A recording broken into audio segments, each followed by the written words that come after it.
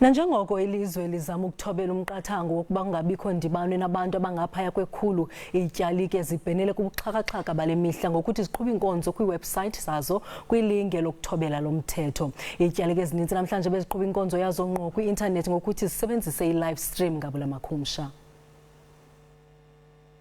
Nanjengoko izinto zingemntakangqika ekhapha nabezakwalizwi ke kunyanzeleke ukuba bathethe nophezulu besebenzisa ndlela zimbi ukuthobela umthetho othi indibano yabantu mayingadluli ngaphaya kwekhulu kwilinge lokuzama ukunqanda ukunwenwa kwentsholongwane ye-corona. Lo mfundisi ushumayela kumarhamente ambalwa, nto leyo ingaqhelekanga kuba idla ngokugcwala qhule Iityalike. Uninzi lwamarhamente luyifumana ngqo le nkonzo kwi-intanethi.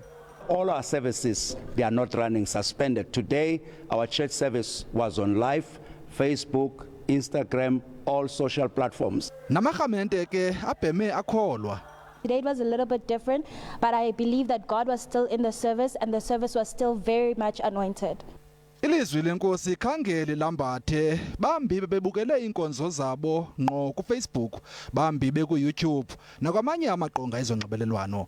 Nezinye inkolo zizeke mzekweni azasala ngasemva. Ama-Muslim nawo ebekwi-intanethi ukufumana ukudla komphefumlo. Ukanti isanqunyanyisiwe imithandazo yabo yamihla le emva kokuba umongameli wathi wakhupha lo myalelo. The decision was taken by consensus of the members of the Fatwa Committee of the Muslim Judicial Council to suspend the congregational Jama'ah Salah, the 5 daily Salahs, for the next period till further notice. Phantse zonke Iityalike kweli kuquka neetempile zisathe qha ngeenkonzo zazo de urhulumente aphinde akhuphe umkhombandlela.